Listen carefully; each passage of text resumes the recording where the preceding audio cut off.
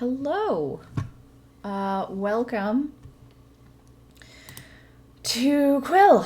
I'm playing Quill again. Very excited. It's been a long time since I have been into the streaming thing by myself. I streamed a concert. I streamed a recital. I've started Half Sick of Shadows, but my main reason why I did this channel is to stream solo RPGs, and I want to keep doing that. And there's lots of really good, cool ones, but I wanted to play Quill. Oh, Starbucks delivery. Thank you. I wanted to play Quill because it's been a long time since I played Quill, and there's lots of cool modules I haven't tried yet. If you can, I've played Vanilla Quill, which is where you're like a medieval person. I've played Quill Love Letters, where you are a medieval person in love. But today, oh, I have it on the wrong page. I am playing Quill the White Box, which is very fun. Quill the White Box is a fantasy role-playing adventure letter writing game, which I'm real excited about. So I'll just make that go away. Isn't that just the second one? Not always, but often, Dylan. Yes, they often become love letter things. But sometimes not, and sometimes things get very sad and you accidentally kill the people that you're trying to romance because dice are terrible and the black hack hates smooches. Yeah. So I'm feeling pretty sad about that, and I'm bleeding a little bit from that. So I thought, why not do some good stuff? So we have a game that hates smooches isn't worth playing. I agree. I tried real hard. There was some hand holding, there was some cuddling, there was there was some hugging. No actual smooching, although perhaps if we're talking about smooches as in romantic activity, then there were in fact smooches. Because I don't think you definitely need to like kiss for a game to be about smooches. Because love doesn't have to have, like, romantic love even doesn't even have to have like all that physical stuff. So maybe I did make it about smooches. Maybe smooches is an idea. Smooches is a lifestyle, not an act. Heart smooches in spirit. Anyway, so we'll go over. Have not read through this yet, but yes, I think if I ever make merchandise for this channel, it'll be the first thing. Smooches is a lifestyle.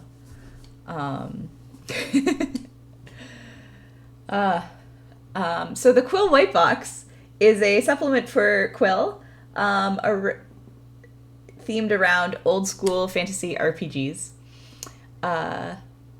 Hey, welcome. Using this book, you will be able to head off on fantasy adventures as brave fighters, sneaky thieves, elegant elves, and more. Of course, in true Quill fashion, this isn't a game about bashing skulls in with maces, but writing letters that put you in a better position to bash someone's skull with a mace. Quill takes some of the elements that we love from the original fantasy games, such as character classes and treasure, allowing players to keep a character for multiple adventures, finding and buying equipment along the way, and also magical items like enchanted ink, perfumes, and quills. What's cool about this and why I wanted to try it is that it's more like a traditional campaign. So my first couple streams of Quill, we made a character, and brother Gosh, what was his name? He was a good bean. Brother, gosh. I've already forgotten my OCs. Brother Isaac and Alma Giraud were very cool, and I liked them very much, but then we never did anything with them. So this time, I get to make a character. However, you can die as a result of bad letters. So, you know, we'll see how that turns out.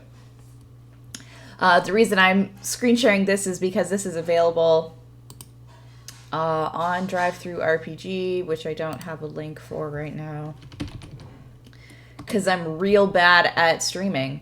Quill white box. There it is. Quill white box. There we go. You can find it here. And yeah, you should check it out because it's going to be really good. Oh, let's get my Roll20 back.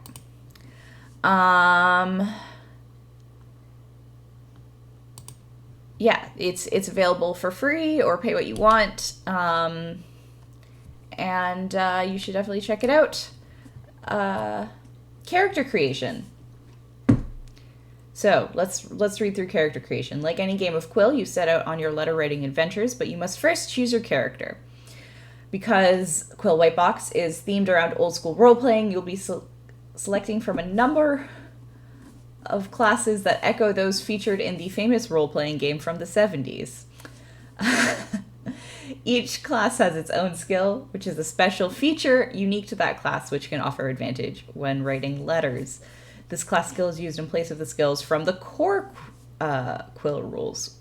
As you know, the core Quill rules, or maybe you don't know. I don't know if any of you have been here for my Quill streams. I think Dylan has. In vanilla Quill, your skills are heart, penmanship, and something to do with being able to words good.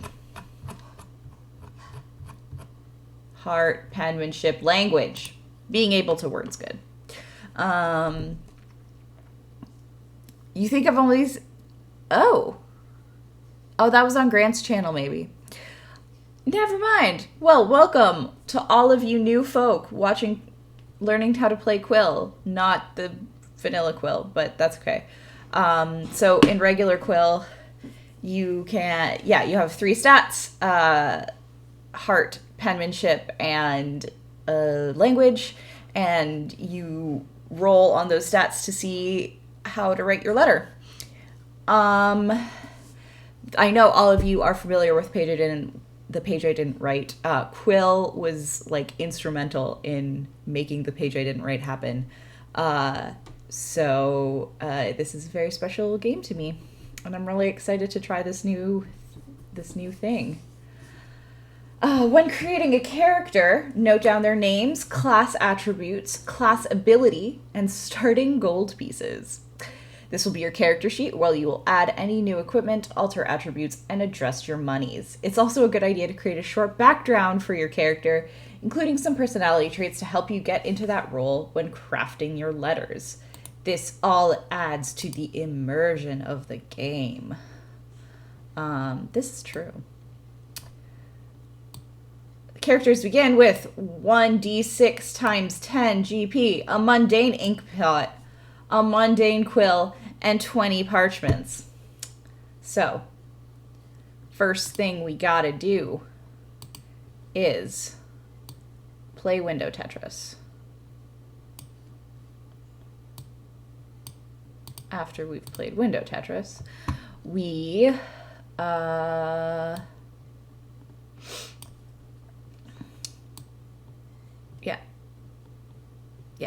window Tetris, hello. We're gonna roll 1d6. Hello, dice. 1d6, please. 3. So, I got 30 gold pieces. Let's look at these character classes. We got the fighter. Fighter knows pain and bloodshed like no other. She is a soldier, a mercenary, a killer. She knows little else than how to act on the battlefield, or the best methods of eviscerating a rampaging hill orc in a matter of seconds. Ew. When she retreats to her rooms for the evening, her dreams are filled with blood-stained chaos and screams echoing in her mind. Fighters aren't the finest linguists, but they are accurate and passionate. In their letters, they excel at description due to their keen perception, and they can also be quite persuasive when they need to be. Their heart is good. Good heart means that you get 3 dice. Average means you get 2 dice, and poor means you get 1 dice, and all you need are d6s in this game. And class ability is persuasion. Fighter can be an incredibly persuasive writer. They may automatically pass up to 2 heart rolls. Oh, that's really good. Damn, you could just pass 2 heart rolls. So the way Quill works, what these stats are used for, is when, and we'll see when we get into the prompts, but when you have a prompt, you have to write, you get an ink pot, which is a bunch of words, and that you can use in your letter. And each word has a superior and an inferior version. And when you start writing your letter and you want to use a word that you, from the ink pot, you have to roll a language test. And if you pass the language test, you can use the superior version of the word. If you fail, you have to use the inferior version. But if you want to flourish a word with an adjective or an adverb, you have to roll a heart test. So instead of,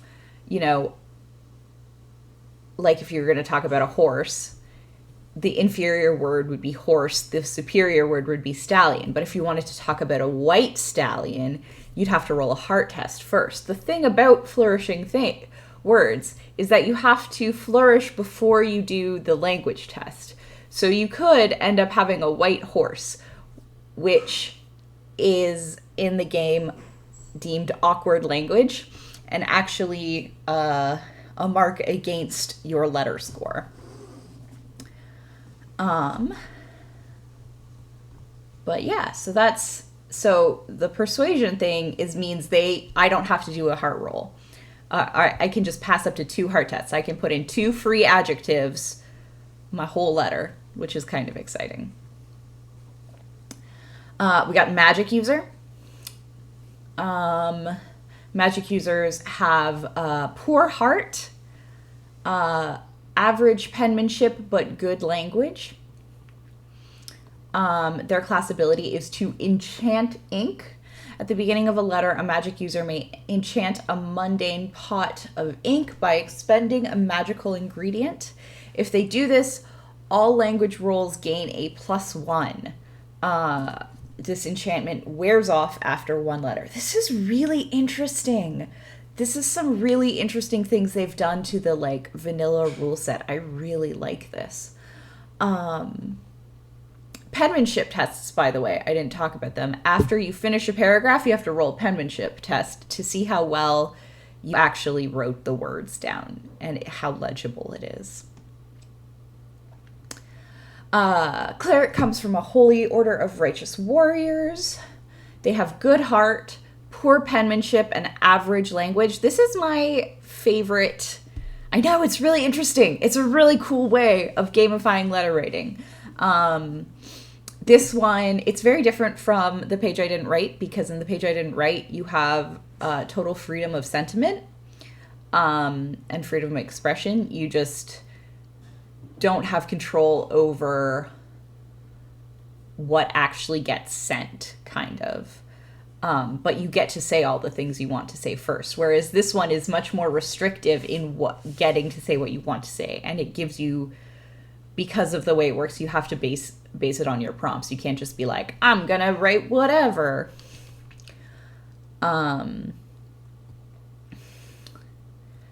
So there, yeah, some people compare. A lot of people have been comparing Page I Didn't Write to Quill, and I think they're two very fundamentally different games.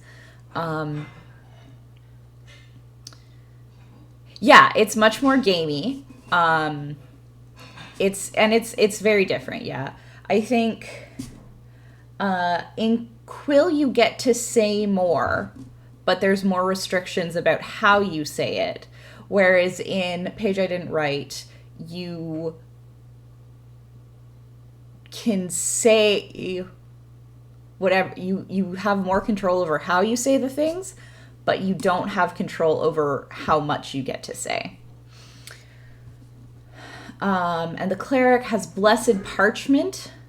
They may bless a non-magical parchment by expending a use of holy water. If they do, all heart rolls gain a +1. There's the thief. The thief has good or average heart, good penmanship, which I like. They're always wary of the way they present themselves, which goes for the way they write letters. They're able to deftly forge documents to seem like the letter was written by another hand. So I like that, they might not their penmanship is super, super good because they do it for nefarious things. Good penmanship, average heart, and poor language. And thieves can modify handwriting to make it seem as if they're someone else. 3 times per letter, they may use penmanship in place of another attribute. This feels like it's made the game quite a lot easier, because one of the things about Quill that I found, especially vanilla Quill, is that it is very hard to get a good ending. So this definitely, and that's fine for like a one shot, but because in this, failing a letter can mean you die, and have to make a new character to go on the adventure. The fact that they give you all of these buffs is really nice. And then elf. Oh, this is very old school AD&D. Elf is a class. Poor heart. Good penmanship, average language.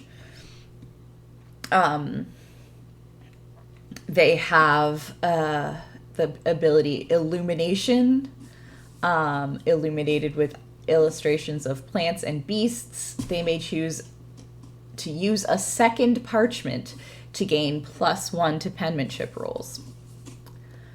Dwarf is average heart, poor penmanship, good language. Class ability treasure seeker. Dwarves are extraordinary adventurers, especially when it comes to dungeon crawls. They gain a 5 gold piece bonus at the end of every letter, no matter what the outcome is. All right. So, I'm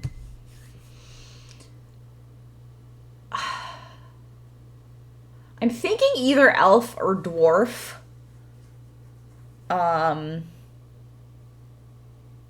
Although elf has poor heart, which I don't. Oh, I guess they struggle to adapt to human society. I want penmanship is the one you roll the least. And so I feel like I want good language and average heart, or good heart and average language. But I do like this magic user class ability about about enchanting a letter. That's real cool.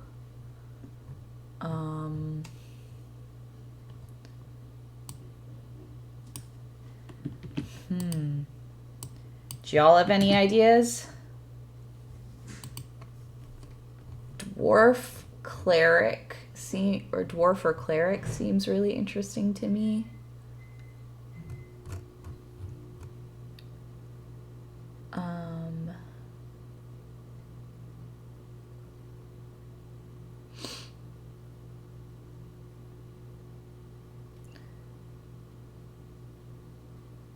You are a fan of clerics in every game. Too bad there's no paladin. I think I'm gonna go with dwarf because I don't usually play dwarves. Closest option to a paladin.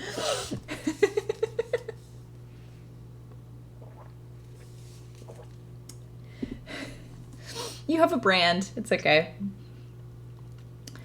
I think I'm gonna go with dwarf because I never play dwarves. So let's switch over. Dwarves get dwarf. Heart is average. Heart is 2d6. Oh, 22d6. No. 2d6. Oh my god, Dylan. When we were world building using the A Song of Ice and Fire houses, Grant and I yesterday, there was a thing, and it's a whole d6 system, so every time they had to generate like a bunch of random numbers on a table, it was like roll this many d6s, and like one of them was like roll 13 d6, and it was the worst, and I hated it. You should never have to roll that many d6 on a regular basis unless you're playing Burning Wheel or something. I don't know, but even then, yeah, right, 13 d6. It was awful. Why would you do that? I don't know, because they were like, oh, we gotta use it's a Green Ronin print, The Song of Ice and Fire, and they're really, Green Ronin games are, right? And you had to add them up too. It wasn't even just like, because in Burning Wheel or whatever, it's just successes and failures, right? Yeah. So Green Ronin is a real fan of their only using d6s in games, which is like makes it more accessible in some ways, but like when it gets to a point that you need like an entire little cube of d6s, stops being accessible. I have feelings about them as a publisher too. So average heart, poor penmanship, penmanship, 1d6, and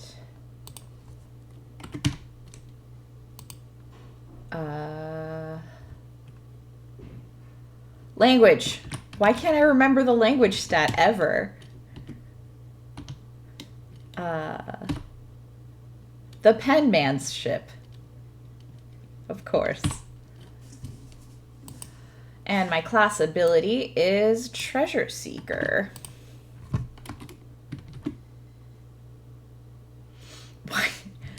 Yes. Yes, I'm sure there is some irony.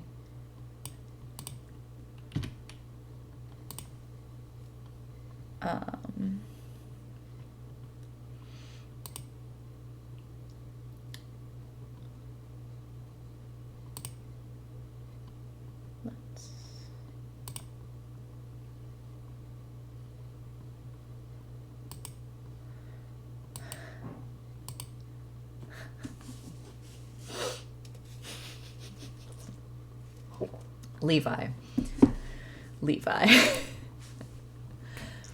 The marketplace. Okay, have a good lunch. I'll see you soon. I'm still in character creation because this is an OSR game now.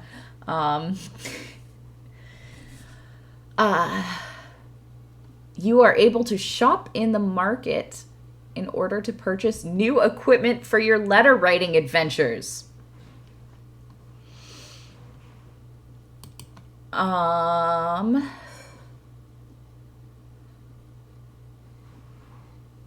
I have so much.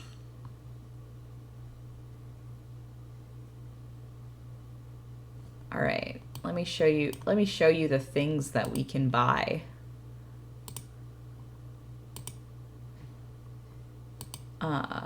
We got, let me zoom in a little more.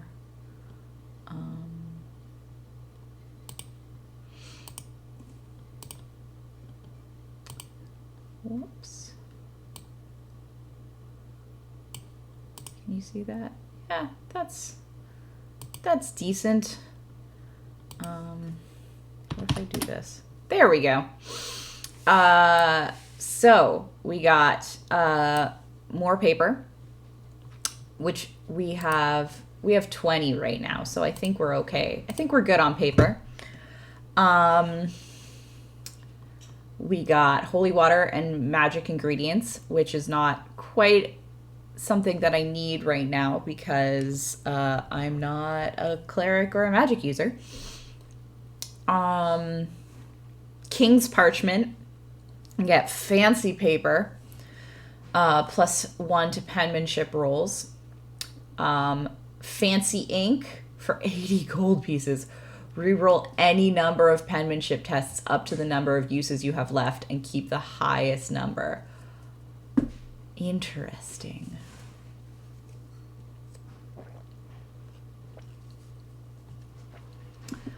Scented wax.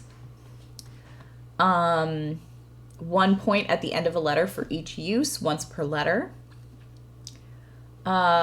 Perfume for heart tests, or a thesaurus for language tests.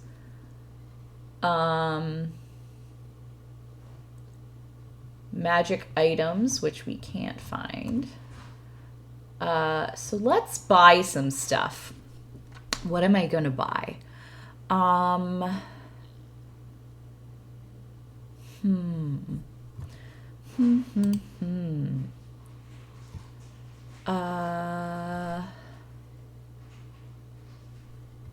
don't know. I don't know what I would like to buy. I think maybe some sealing wax, because the sealing wax is like 1 free point, which can, because we said I had 30 GP. Mundane ink pot, mundane quill, and 20 parchments. I feel like that's important, getting the getting that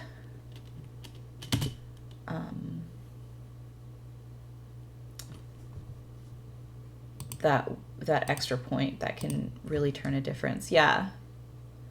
All right, so we got rose sealing wax. So I now have 10 GP. All right, I guess I should give myself a name, right? Where's Grant? Grant is good with names.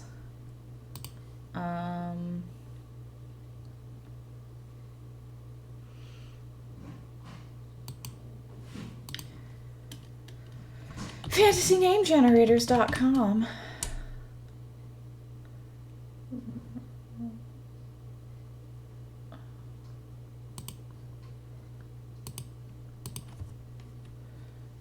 Fantasy Name Generator.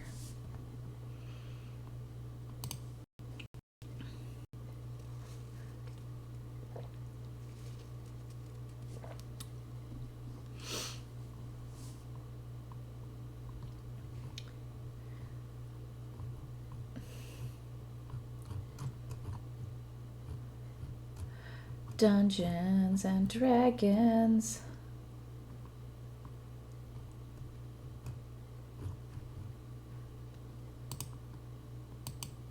That I want a dwarf. Dwarf names. These are awful names. Wow. Wow. Wow. Wow.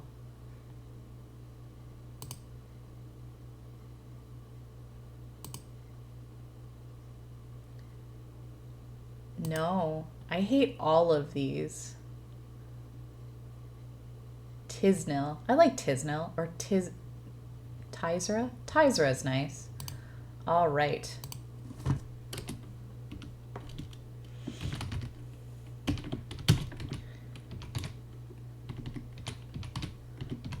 They're all like, when I say I hate them all, they're all just like very like old timey. Here, let's just squish some letters together and make it real obvious that we're dealing with fantasy here. Yeah. Runevia, Guanlin, Tysra, Gimcom, Belnick, Galthrun. Yeah, like they just squished stuff together. And tried to make a thing. But yeah. We've got Tysra. Let's give her like a good dwarfy name.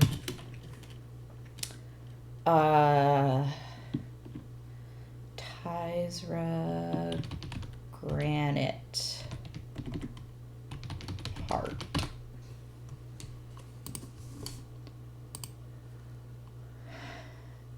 Gimcom does sound like a fictional cable company. All right. So, I can't use magic items. Adventurers. All right. So, what I'm going to do is, I guess I haven't like really like super launched it. How we doing? I was talking about Fantasy Name Generator's terrible dwarf name generator, but we made her name Tysra, and we bought some sealing wax. But what I was going to say is I haven't officially 100% launched it yet, but I am launching a Patreon. I soft launched it, and I'm going to probably publish it in the next couple weeks for the rest of the world. But one of the tiers in my Patreon is that you get to vote on the games that I stream. And Grant Ellis is Grant Ellis, and I was talking to him about it, and he then immediately found my Patreon and was my first patron, and so he got to vote on my stream today. And because I decided I was already going to play Quill, what I got him to do was vote on the adventures that I'm going on. Grant did Grant things, yes. Grant Ellis used his powers for good. Yeah.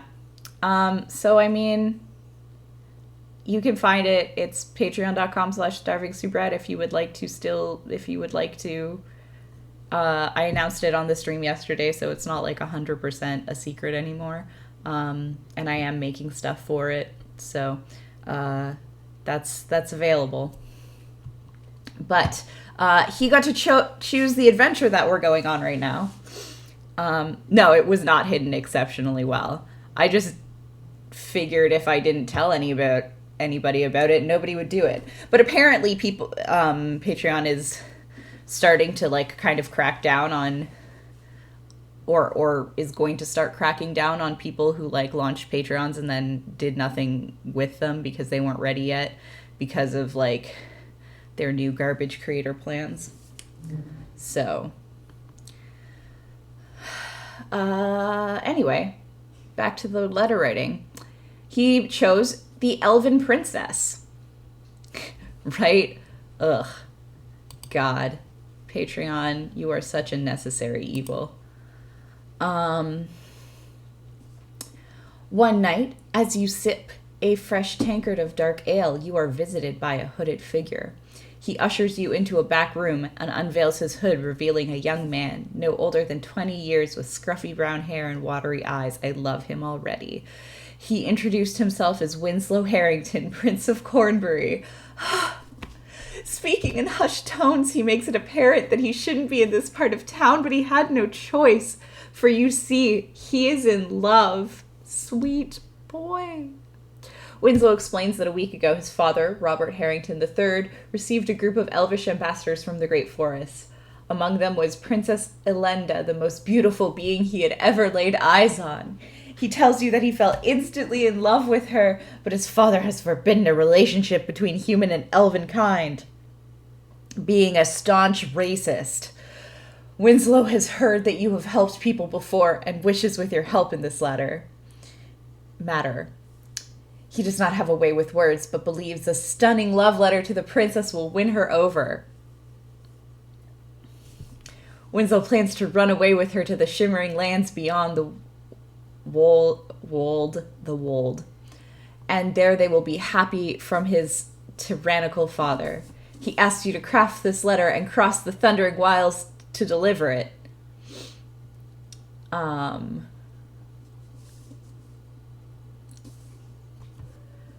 He will pay for a job well done.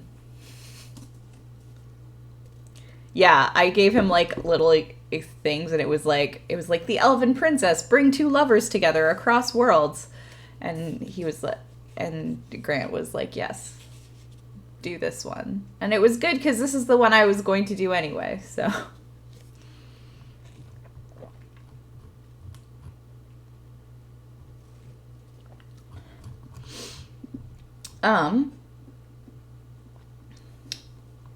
So I gotta write a love letter to an elf.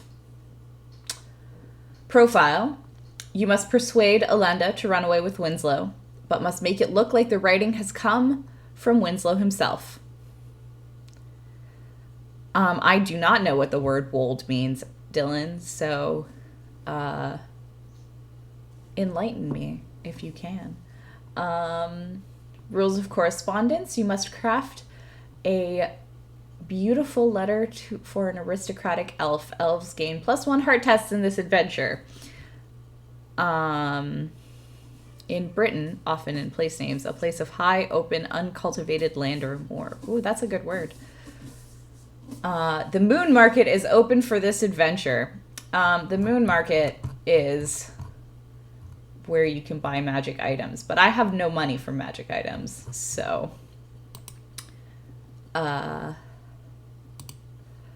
yeah, we'll see how this goes. And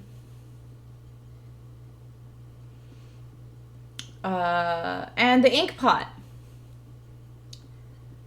we got good looks, radiant beauty, skin, celestial skin, the tyrannical king, splendorous Cthulhu, which is the place where elves are from in this thing. Flee, elope, woman, fair lady, sneak out, slink away. The pit, the bowels of damnation.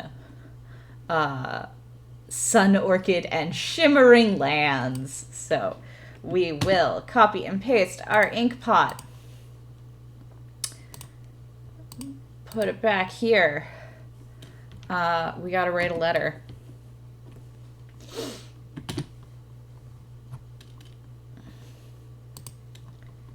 How's the size of text, y'all?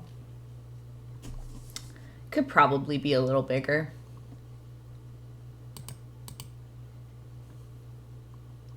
The bowels of damnation is what I'm calling every pit here from the bowels of but Dylan, we already have a word for what we call every pit from here on out. It's a big hole. Oh, every mosh pit. Sorry. Okay, yes, that makes sense. I just thought you're talking about just like every pit in general.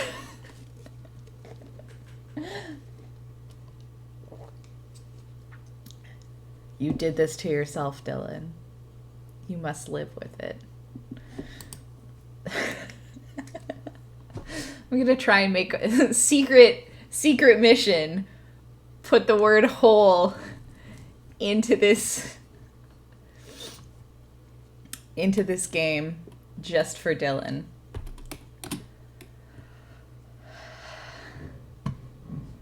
The even worse version of pit is big hole. That's if I crit fail. Let's pick a nice font.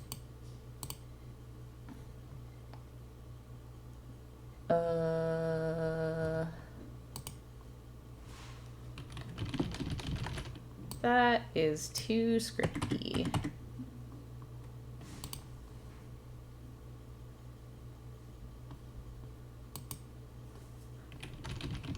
That's fine. We'll use that. We'll make it. Oh, no.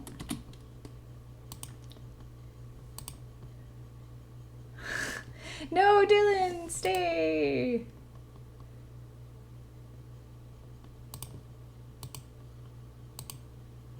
Oh, I should turn off markdowns. Is that good? That visible to y'all? If it's not, let me know. I'll make it bigger.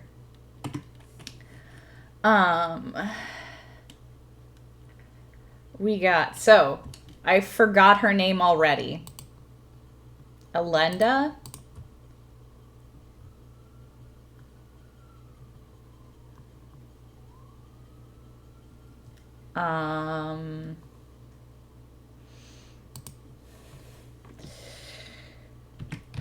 My dearest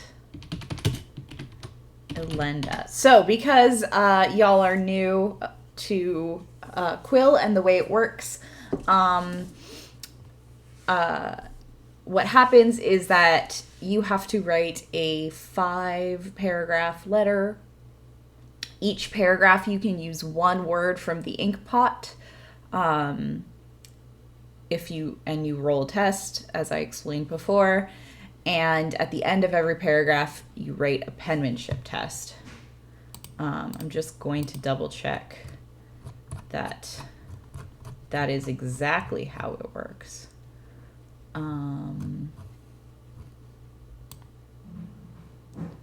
The rules. With flourishes.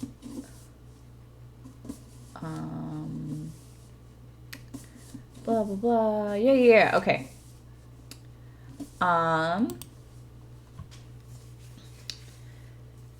My dearest Elenda. All right, so what words do we want to use? I think I want to use the tyrannical king. I want to use elope.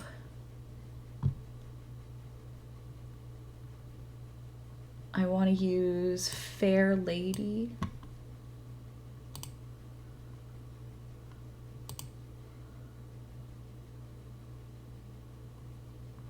I want to use radiant beauty.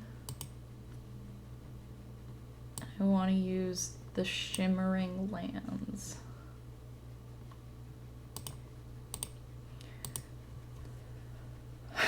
All right, my dearest Elenda.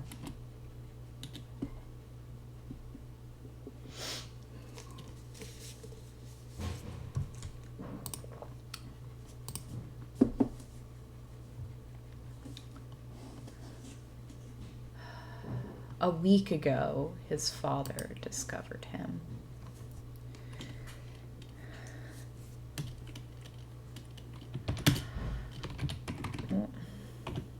I can hardly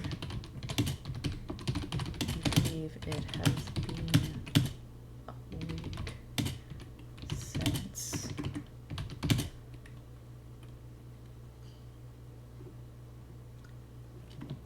I last saw your... No, not last. Since I saw your... Radiant Beauty. Let's make a roll. So I got 3d6 language. The way the dice tests work in this is that if I get a 5 or a 6, I can use the superior. I succeed on the test on any of the dice. So having more dice is obviously better. Where's my little roll 20? There it is. So we're gonna roll 3d6.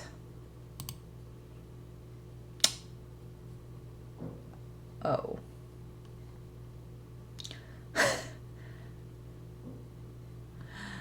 I don't know why there's a 6 there. Since you're good looks,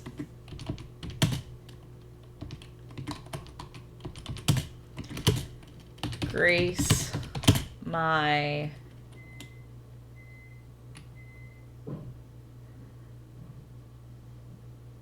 grace.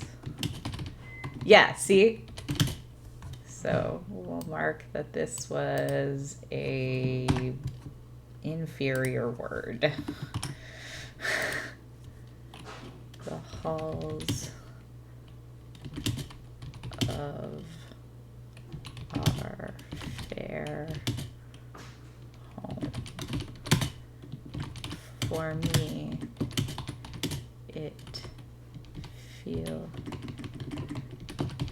every moment away from you feels like an eternity.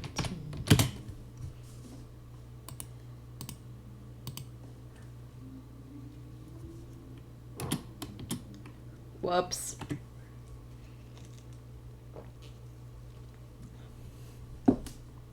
Oh, I got a roll penmanship test.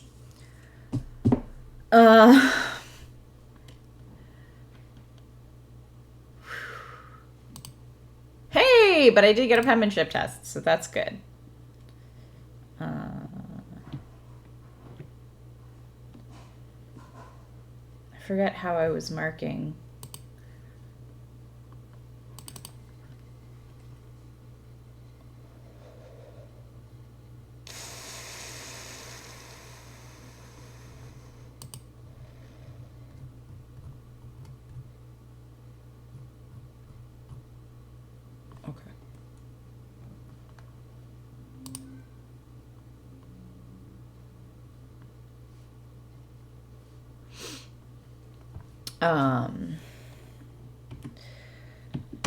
Feels like an eternity. So it's awkward language, but I wrote it pretty.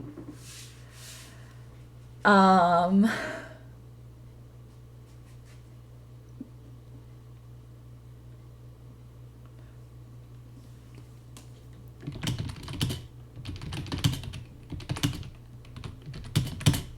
have never met such a... We're gonna try and do better this time. Ha! There we go. A fair lady as you. Your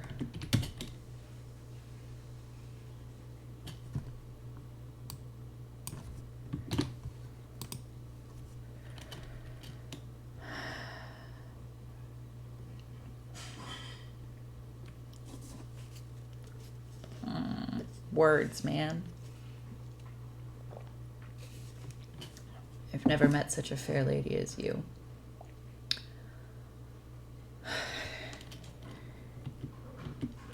You are fascinating, beautiful, and I feel like I have known you my entire life.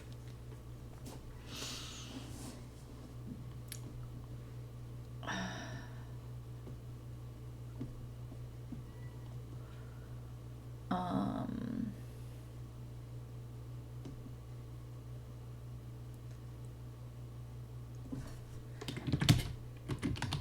cannot bear to be without.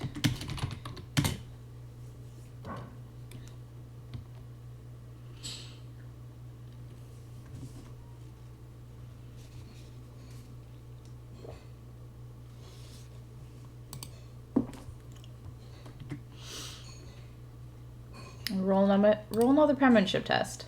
I'm not feeling very, like, I don't know. Oh, this one failed. Winslow, I don't think I'm going to do very well for you. But that's okay because you're so sweet and lovely that maybe you'll just fall in love with me instead.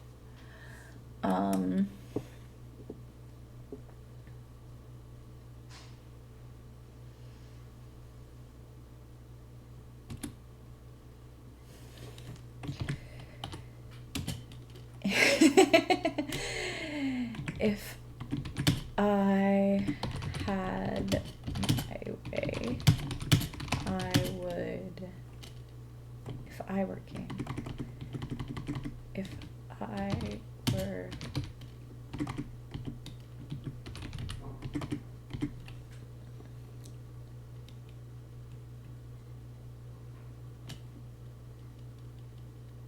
no, yeah, if I had my way. If I had my way, I would marry you on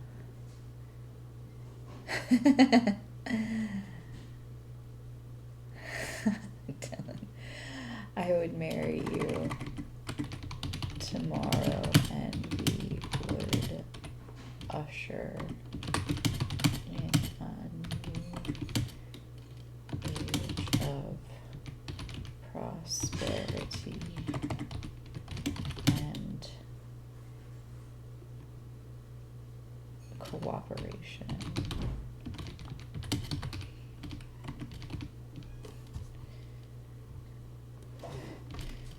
Between elves and humans. However,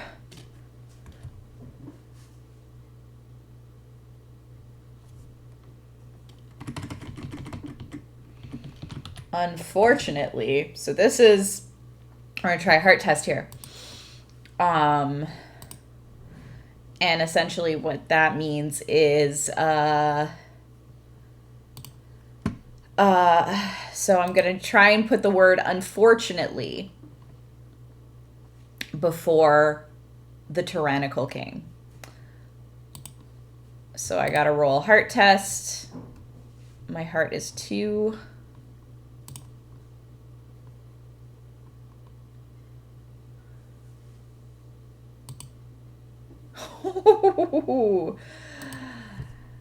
However, that's okay. Heart tests are like actually probably the least low stakes tests to fail.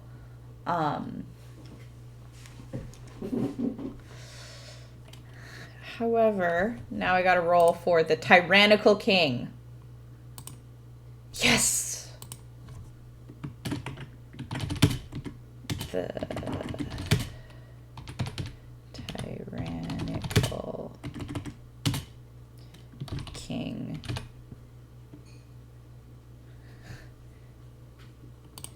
I like this game because it makes letter writing like really action-packed.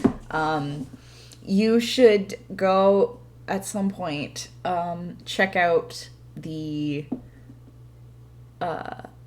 love letter stream that I wrote when there was like a very clutch dice roll that got me the good ending against all odds. And it was like the most exciting time I've ever had writing a letter. But yeah, there's like all these emotional highs and lows about like getting to say the things you want to say. I love it. However, the tyrannical king forbids. Yeah, it's It's in the VODs. It's also on my YouTube channel. It's Quill Love Letter. Alma Giro is the name of the episode. The tyrannical king forbids our union. I cannot stand for this. Roll another penmanship test. Nope. Sorry, Winslow.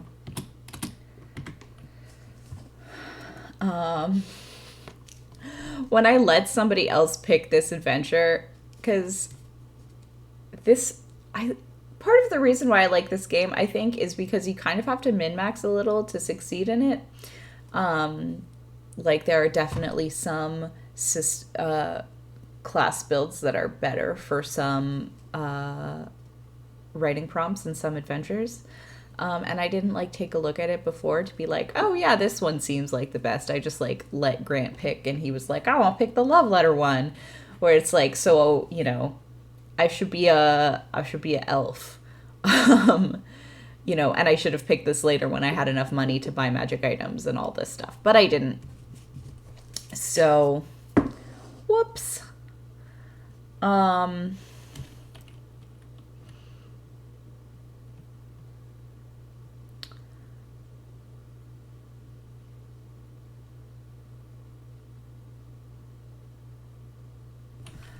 I just want to check something. How much paper does it cost?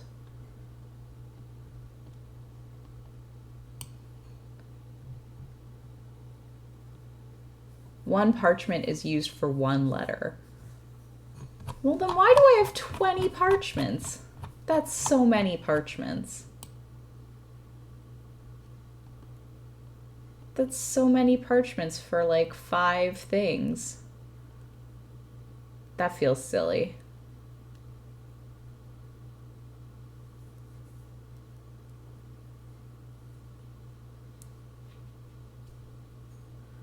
Okay.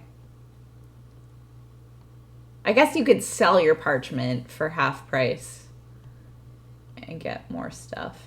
Maybe it's that. I won't have to buy more ever, forever.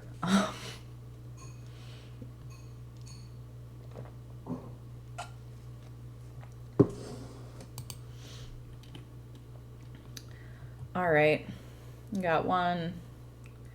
We got good looks, radiant beauty. We got the tyrannical king. We got fair lady.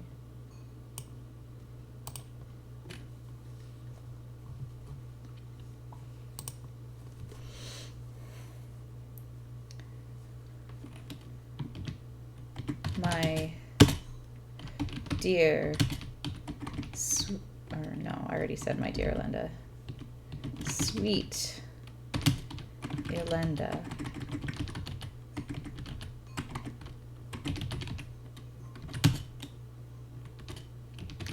Let us elope. Oh.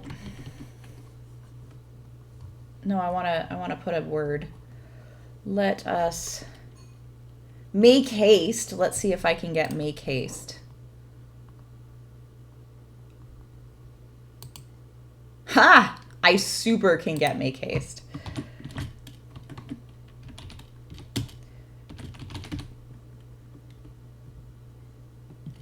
Haste and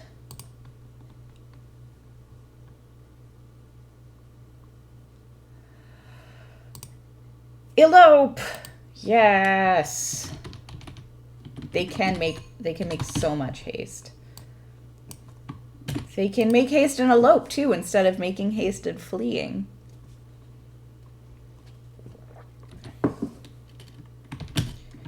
You love me and I love you. together.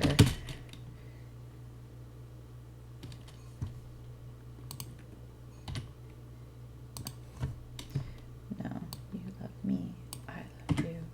You love me, I love you, and together nothing can stop us from...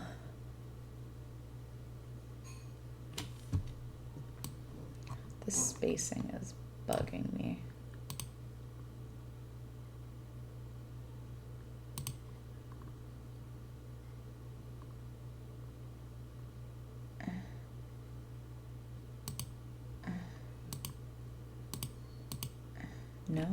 No, that's worse.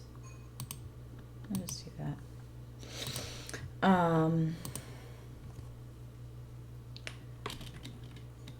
You love me, I love you, and together nothing can stop us from achieving.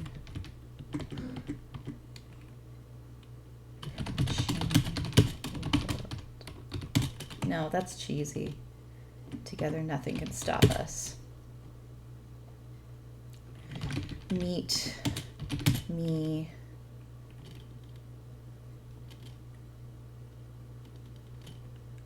on Midsummer's Eve at the Grand Docks, and together we will steal away. Oh. Hey, have you been sitting for a while? Now's a real good time to do some stretches.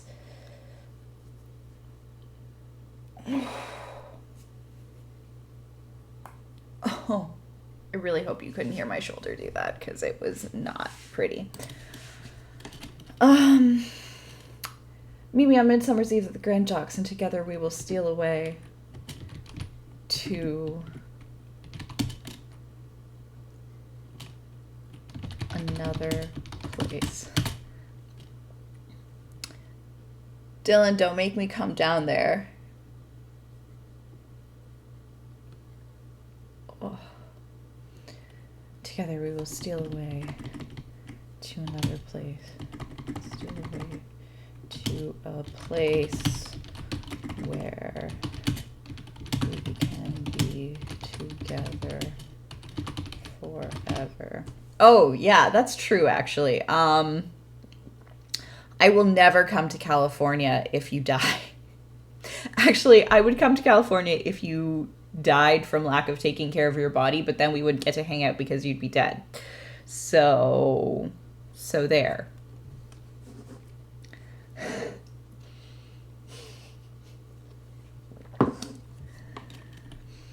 All right. See? That's why you gotta stretch.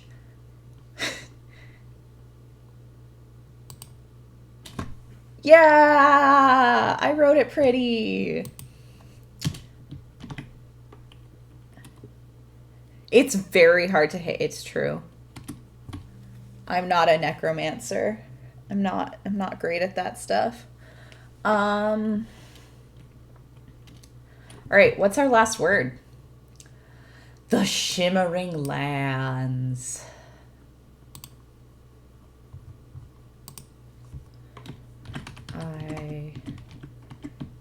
If you say that you will go with me, I will.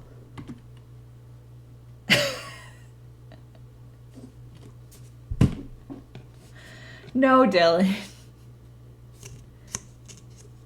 No.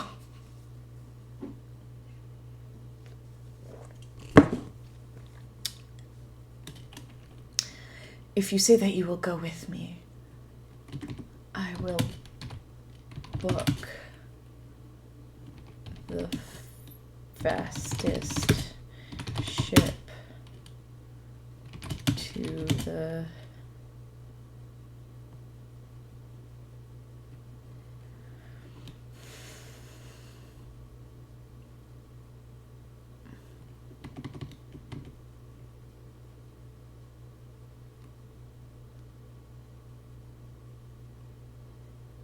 2.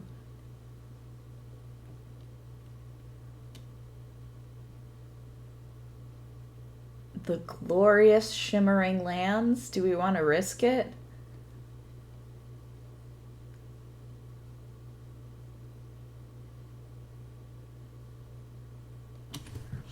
I think I need the point. Yeah.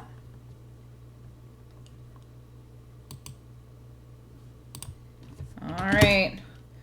The glorious.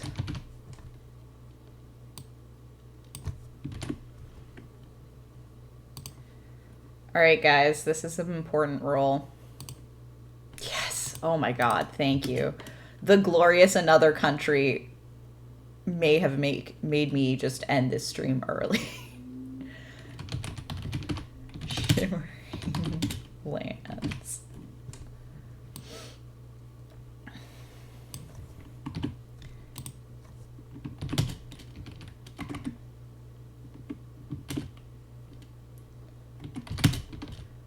No. Stop being bold. Where the people kinder and more open-minded together, there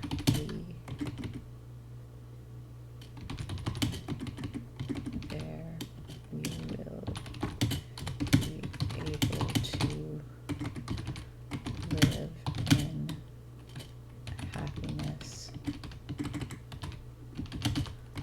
all our days. Except not because she's gonna die. Or you're gonna die way before her. Says, what is her name? Tyrsa? Tysra? Tysra's like, you're not gonna grow old together. You dumb human.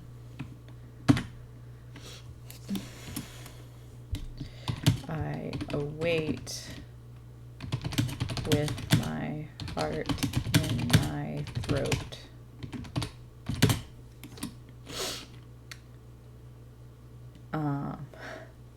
Winslow isn't a vampire. Have you ever met a vampire named Winslow?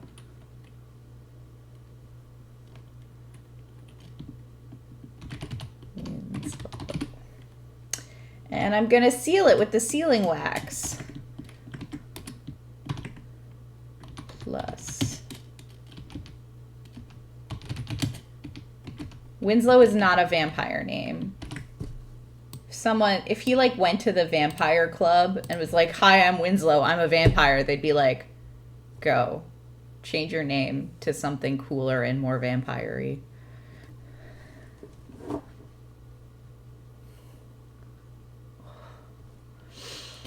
All right, now we score the test.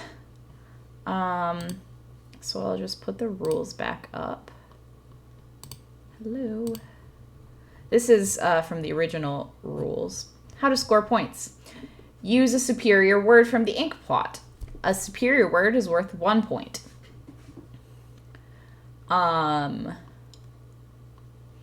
Be successful in a penmanship test. That is worth 1 point. A flourished superior word is worth 2 points. However, a flourished inferior word reduces your final points total by 1. So, let's see what we got. Dearest Elenda, I can hardly believe it has been a week since I saw your good looks grace the halls of our fair home. For me, every moment away from you feels like an eternity. 1 point. I've never met such a fair lady as you. 2 points.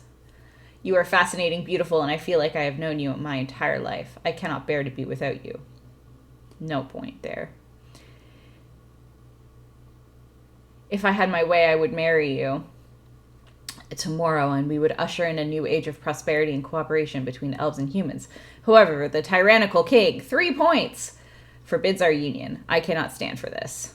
Sweet Elenda, let us make haste and elope. That's 2 points, so 5 points total. You love me, I love you, and together nothing can stop us. Meet me on Midsummer's Eve at the Grand Docks, and together we will steal away to a place where we can be together forever. 6 points! If you say that you will go with me, I will book the fastest ship to the glorious shimmering lands. That's 8 points. Where people are kinder and more open-minded, there we'll be able to live in happiness all our days. I away with my heart in my throat. Winslow, plus sealing wax. 9 points total. So, now we find out what happens in the outcomes. 6 to 9 points. You deliver the letter to Elenda and watch while she opens it and reads it, smiling. She thanks you for delivering the message and is flattered by the prince, but knows she cannot leave her home. Far too many people depend on her.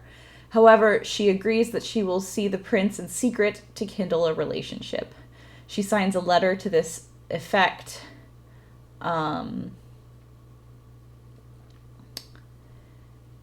seals it with royal elven honey wax. When the prince gets the news, he is overjoyed that he has earned her affection, but is disappointed she won't run away with him. Still, he thanks you for your help and gives you 10 gold pieces. 15 gold pieces because I'm a dwarf. So that means I have 25 gold pieces in total. And 19 parchments. All right. I thought this would be like a little more robust than I expected. Let's do something else. I think we got time for another letter. So we got the demon haunted tower.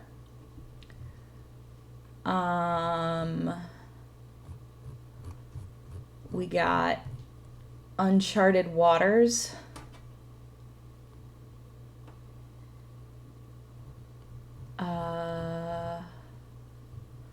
We got Fane of the Underking.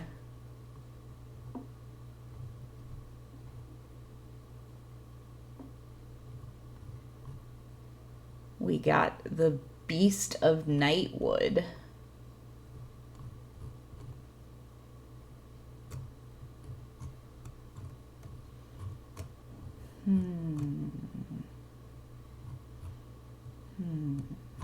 Let's do Fane of the Underking. That sounds fun.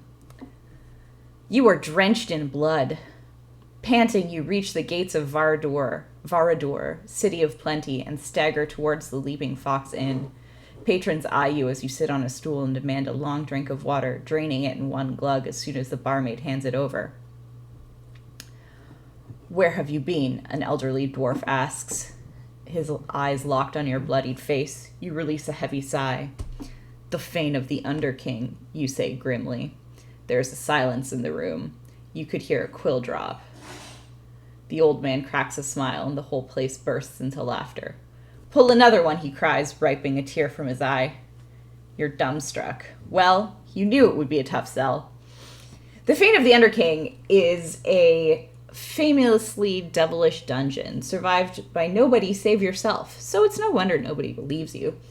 The temple stands at the edge of Dark Holt Wood, an ancient monument to evil gods and the monsters in their domain. You decide to take it upon yourself to head in searching for adventure. Despite eventually defeating the Great Underking in combat, you escaped with nothing to show for it aside from your story. You decide that if you couldn't profit from the adventure, you will profit from the tale yourself. You know the editor of a local gazette, so you roll out a parchment and begin to recount your story. The editor is Lana Mulberry, a hard-nosed writer who's warm as an ice cube. However, your paths have crossed from time to time, but you know you're going to have to impress her with a rip-roaring tale. Pull out all the stops to describe your adventure in the Fane of the Underking. Clerics gain +1 heart rolls for this adventure. I'm not a cleric. So, whoops, sorry.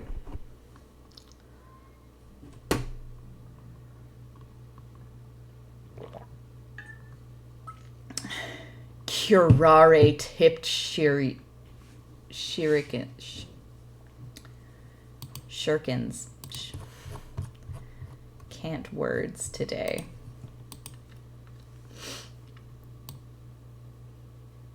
Shurikens.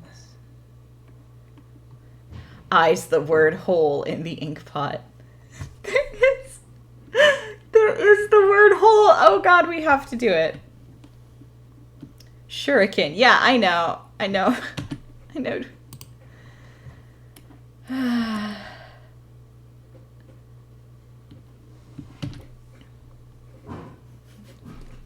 Don't leave.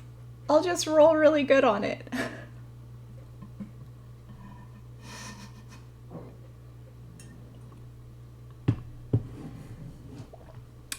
I'll just roll really good and instead it'll be Pit of 1,000 Spears. You just gotta trust me.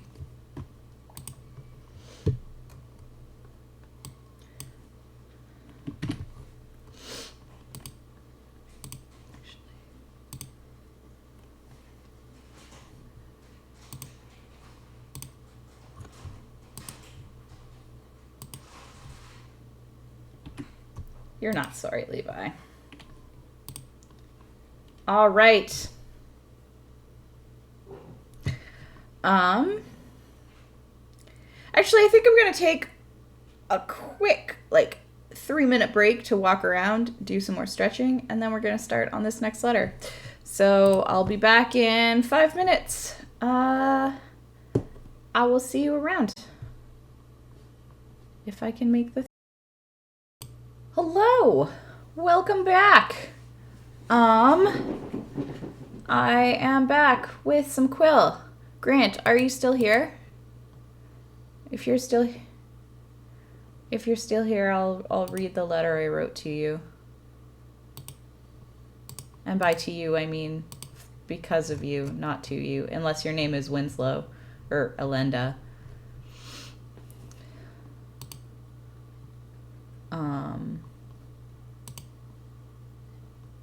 Oh, no, Grant left. Whoops.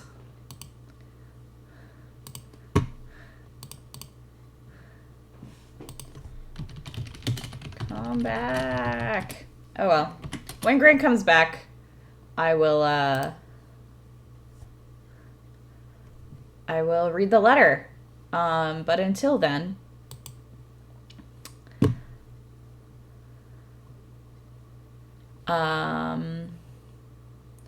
Until then, we will write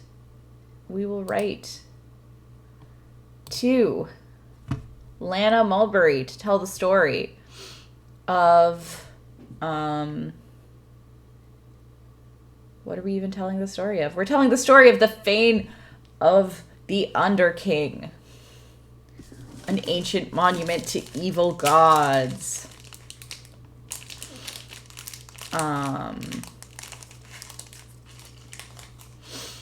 All right. So,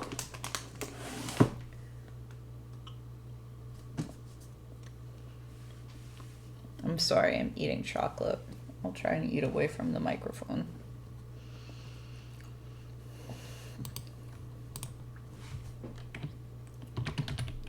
Lana.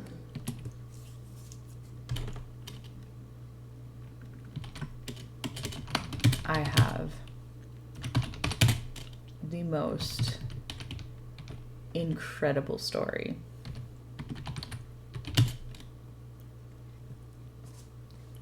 I won't. I'll just eat more chocolate then, Dylan.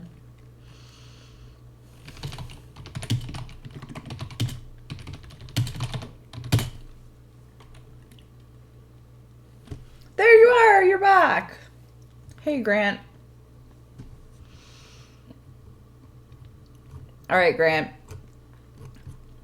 Here's the Elven princess story. The story of the Elven princess was that this prince named Winslow Harrington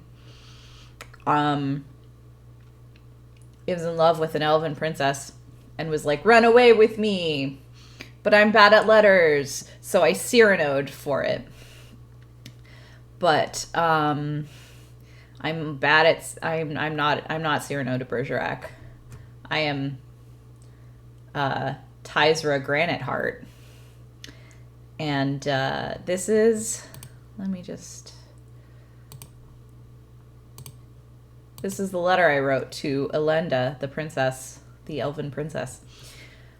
My dearest Elenda, I can hardly believe it has been a week since I saw your good looks grace the halls of our fair home. For me, every moment away feels like an eternity. I have never met such a fair lady as you. You are fascinating, beautiful, and I feel like I have known you my entire life. I cannot bear to be without you. If I had my way, I would marry you tomorrow, and we would usher in a new age of prosperity and cooperation between elves and humans. However, the tyrannical king forbids our union. I cannot stand for this. Sweet Elenda, let us make haste and elope. You love me, I love you, and together nothing can stop us. Meet me on Midsummer's Eve at the Grand Docks, and together we will steal away to a place where we can be together forever. If you say that, you will go with me, comma. I will book the fastest ship to the glorious shimmering lands where the people are kinder and more open-minded. There we will be able to live in happiness all our days. I await with my heart in my throat. Winslow. And I sealed it with rose sealing wax. However, Elenda realized that she could not run away because too many people rely on her. So they decided to set up a secret. They'd carry out the relationship in secret, but they could not run away together. And now I'm telling Lana, who's the editor of a local gazette, about my journey in the Fane of the Underking, that nobody has survived but me. I have nothing to show from it because I almost died, but I have my story, so we shall see.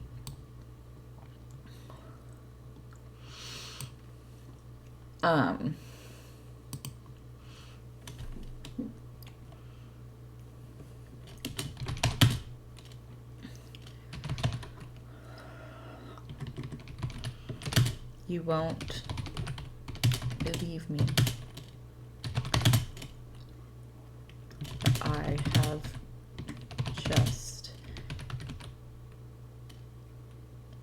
escaped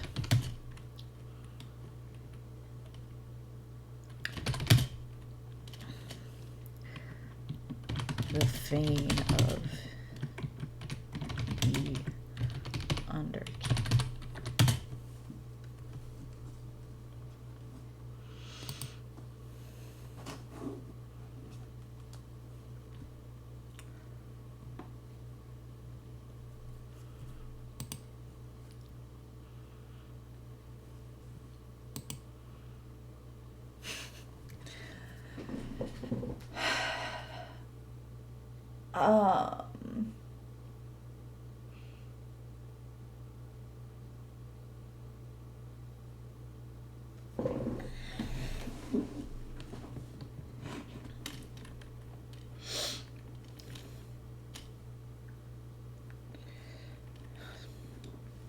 Yes, I know that this sounds ridiculous.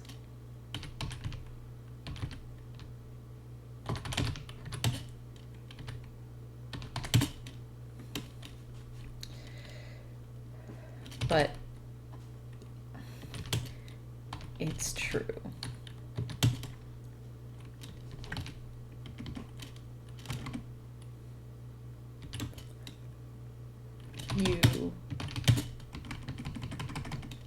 I respect you.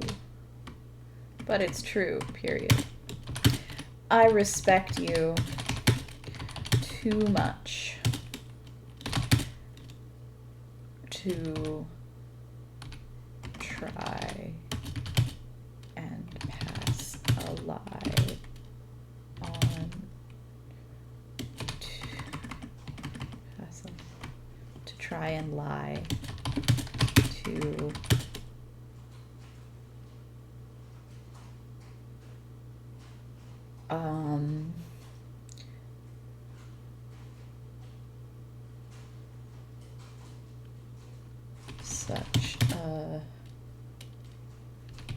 Devilishly.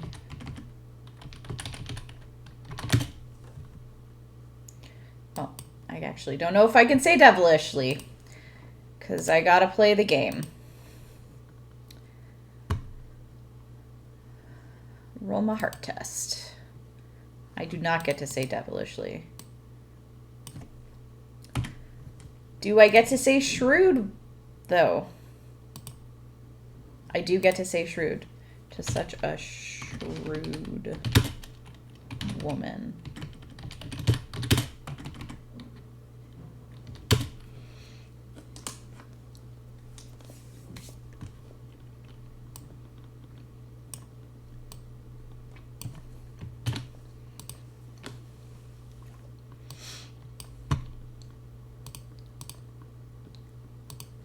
I don't think I'm going to pick my words from the ink pot ahead of time this time.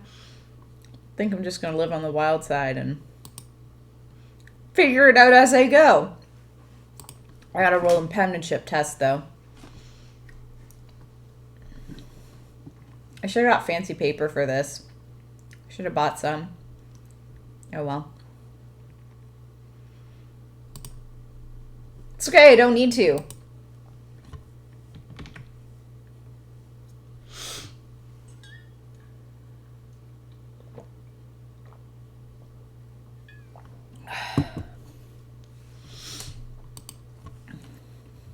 Two points already. All right. What happens in the Fane of the Underking?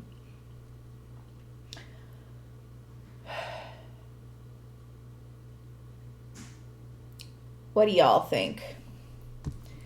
It's like a mega dungeon, right? It's like the Tomb of Horrors. An ancient monument to evil god and the monsters in their domain.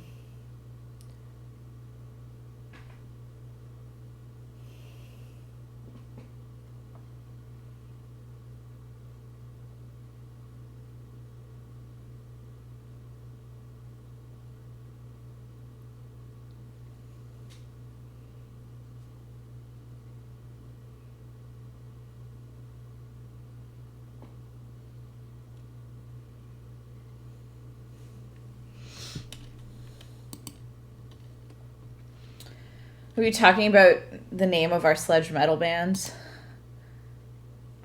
Warthog-Faced Warriors? What about Shrieking Totem? It's a good metal band name. Oh, gosh. Helpful to do a quick 5-room dungeon. That's too much reading. All right. First, I entered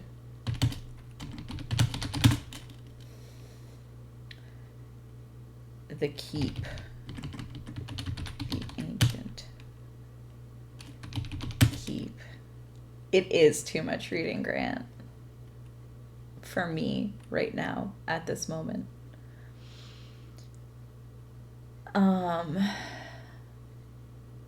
would also have to mess with my Guardian Puzzle Setback Climax. Oh, well, see? I didn't... You gave me more words than that to read.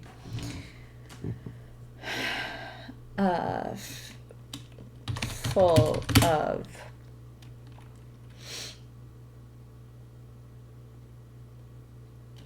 Vicious...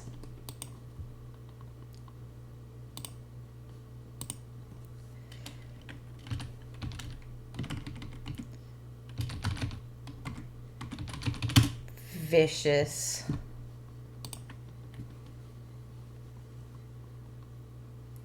Warthog-Faced Warriors.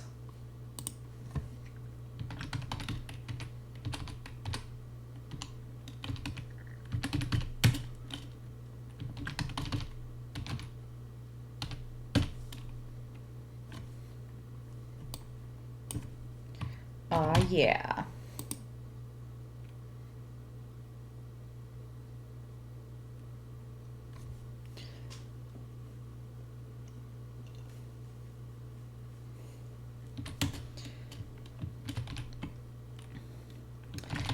you know,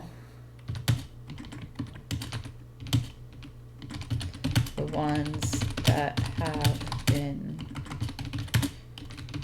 terrorizing the countryside.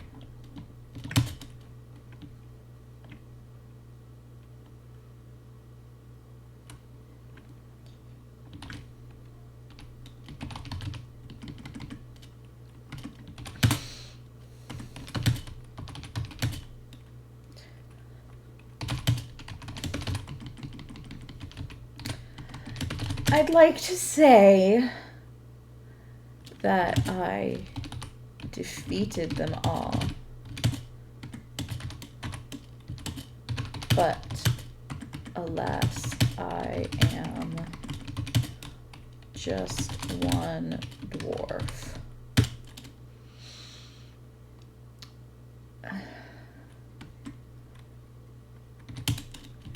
However, I was able to sneak my way through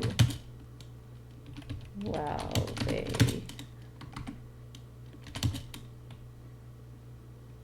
fought over the carcass of the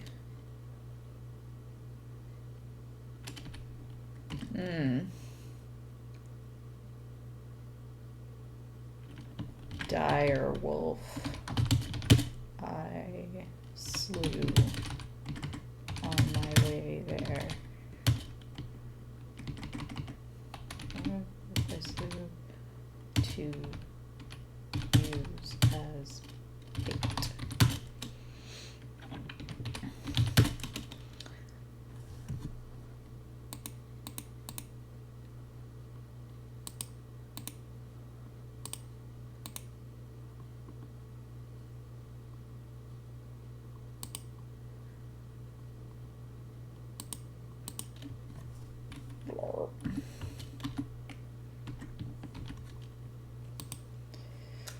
Then I entered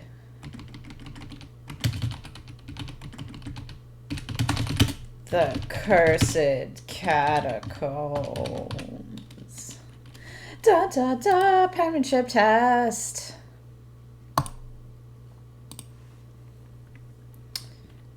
Nope. No cursed catacombs for me.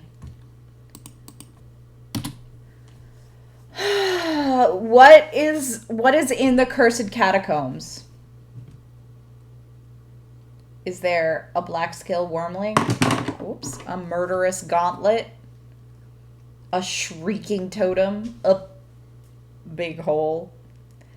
A vortex bomb? There's definitely not a crystalline throne.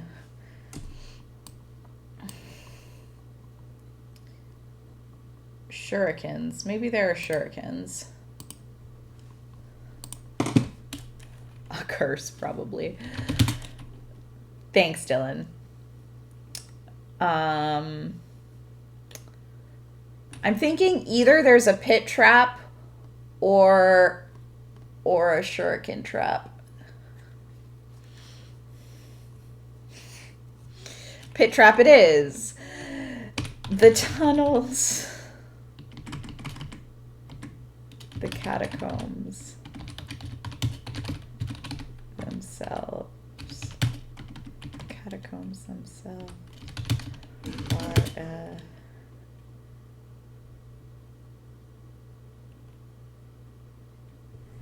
do it for the bit. I will do almost anything for a bit. RN. What's like a good word for like a what?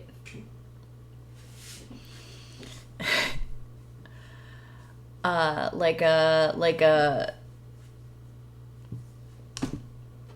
what's the word for the feeling of like what?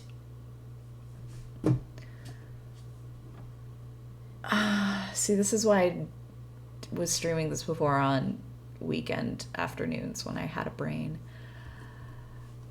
are an inscrutable labyrinth.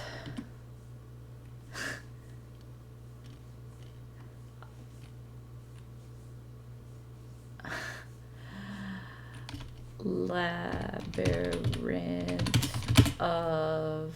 I just like all of these words that you're... Discombobulation. Of death. An inscrutable labyrinth of death. I get to say that for free. There was no inkpot word in there. I just get to be that extra.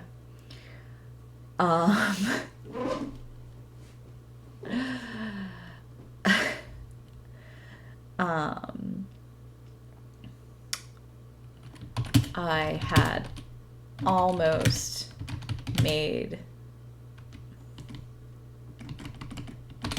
It took me almost a week to make it through there, through the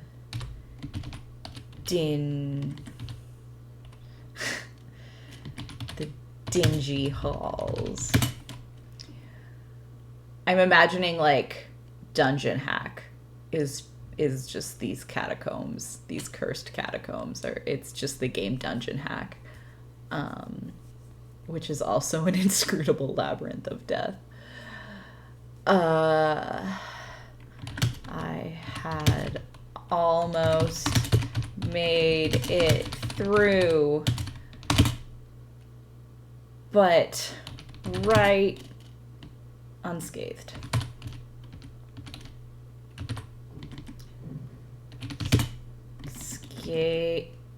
Scathed.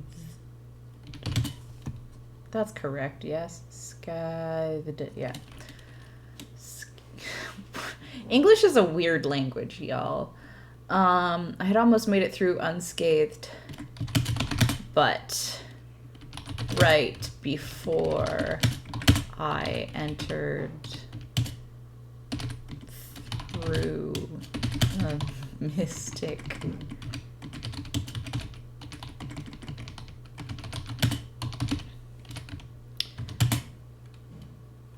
portal, I fell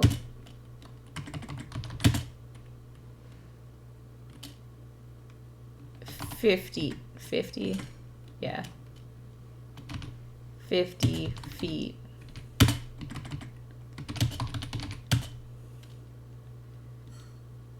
English is 3 languages in a trench coat trying to sneak into an R-rated movie. Checks out.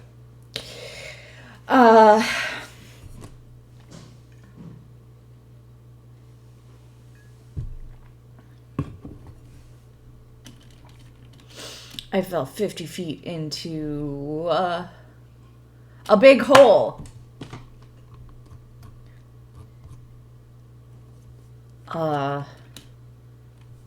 What's a good word for big?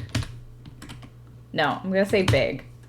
Because if I fail, then it's a big hole, and then I get the bit.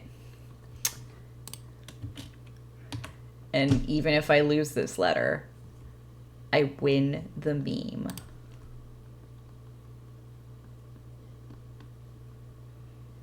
I love you, Dylan, so much. You're my favorite person.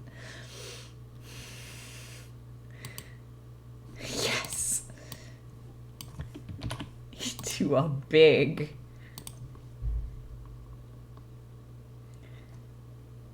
Just so you know, Dylan, that if I fail and it becomes a big hole, I do not get any points. I think it actually gives me -1 points in my total letter. So the bit is actually the bit is actually ruining my chances at winning this game. So that can be your consolation for my sins. It's not a big hole. You're safe. A big pit of 1,000 spears.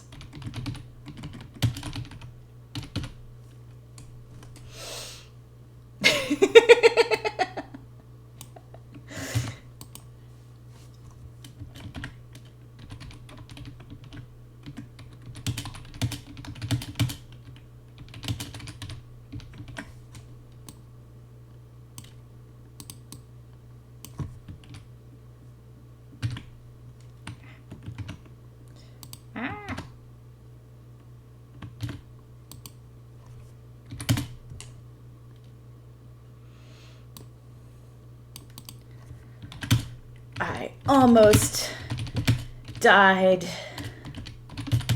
I almost died down there if it weren't for my trusty 50 feet of rope and 10-foot pole.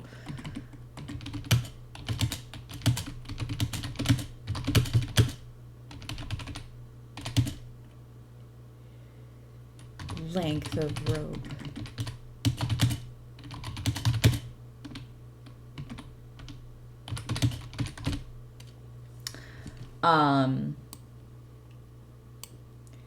Grant, just so you know, this is based on like AD&D.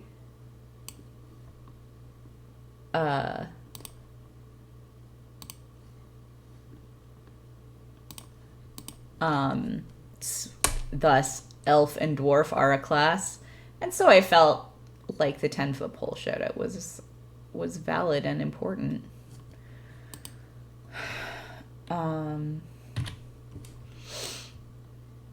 If it were not for my trusty length of rope and 10-foot pole, I almost died down there.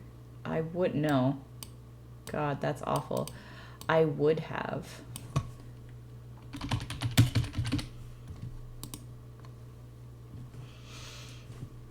All right, penmanship test. Nope. I like to think that I'm failing all of these penmanship tests because I am in fact still in the tavern covered in blood writing this letter. Tyrsa doesn't have time to take a bath before she has got to sell her letter. She knows Lana's got deadlines. Can't wait.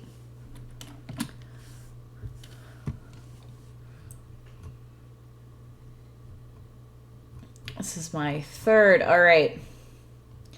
What is next?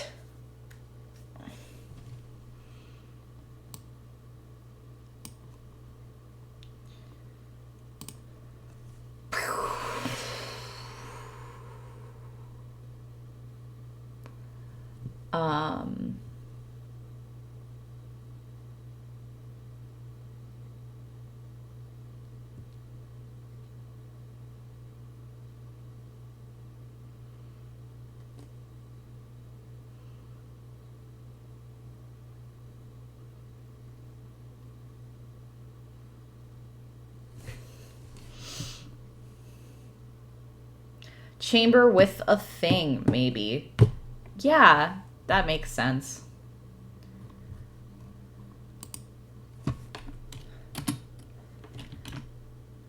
It was just a huge lump of melted chocolate on my finger this whole time. Dragon time?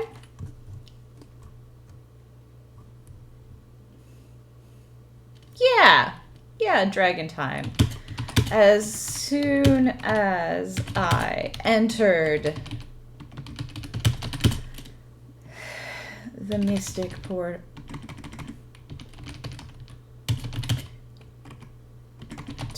the mystic portal to the demi-plane that the Underking calls home. I did a thing. I came upon a fierce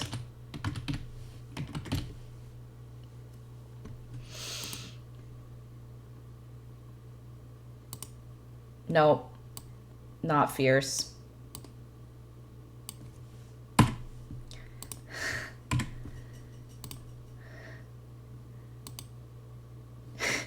I came upon a baby dragon! A baby dragon.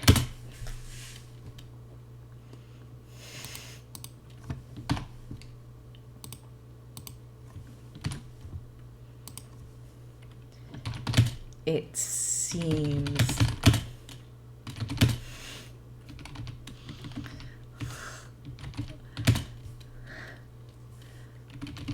So we're trying to raise this dragon to do a thing. What was the thing that it was doing? To do their bidding.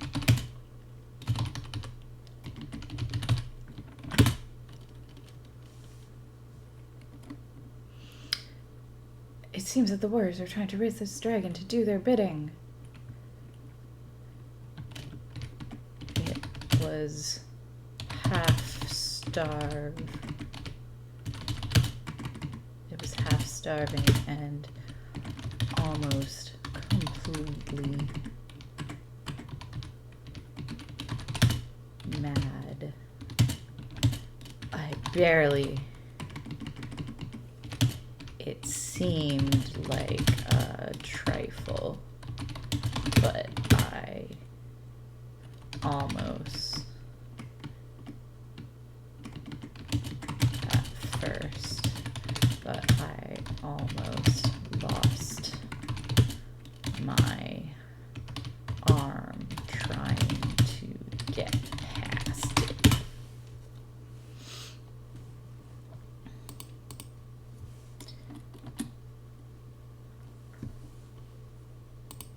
All right. Hey, I wrote that pretty. Let's talk about the baby dragon.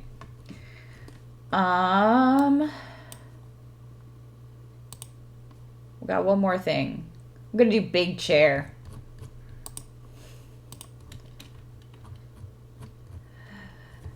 Finally,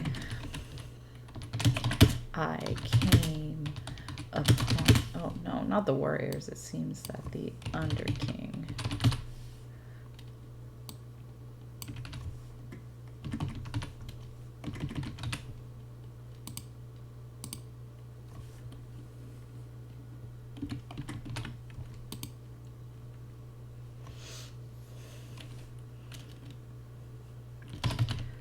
Underking themselves. No.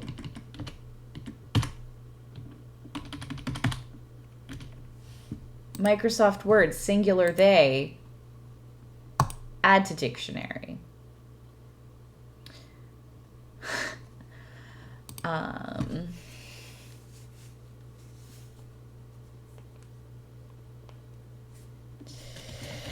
They were lounging on a blood-drenched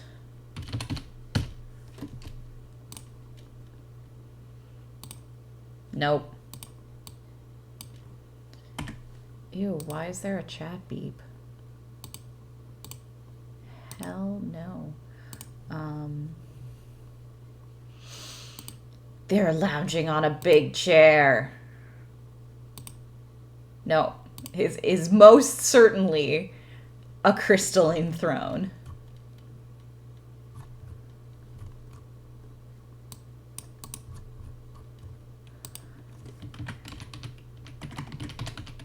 Crystalline throne.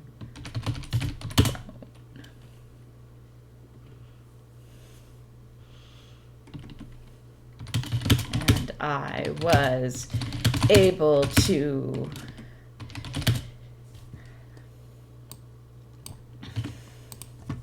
take him by Surprise.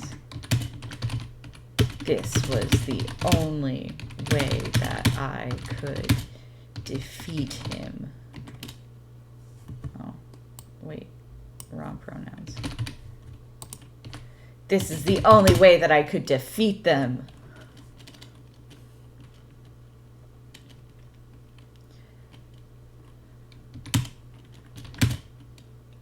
I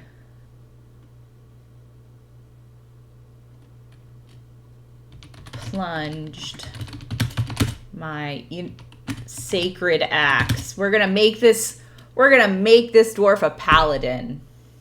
My scared axe. My sacred axe through their head.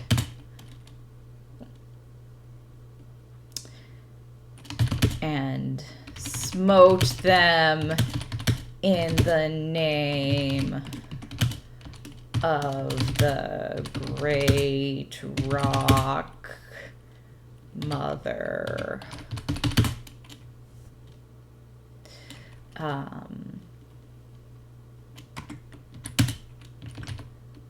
Their body turned instantly to dust. Rock Mother, Great Rock Mother is a title, so it should be capitalized.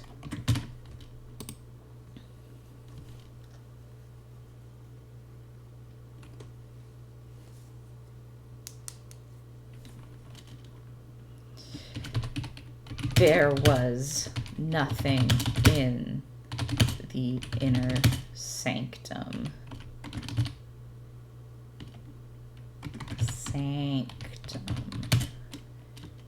It seems the Underking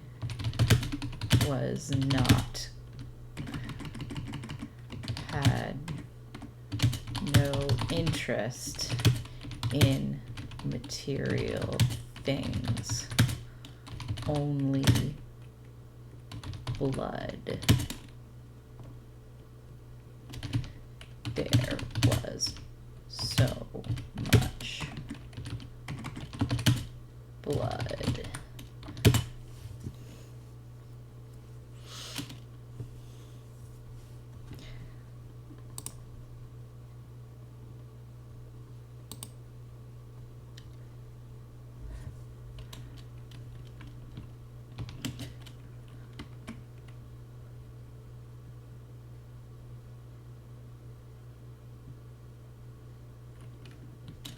I may not have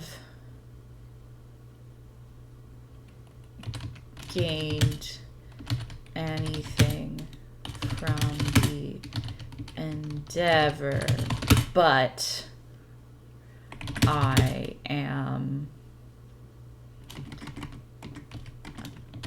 the world will sleep easier knowing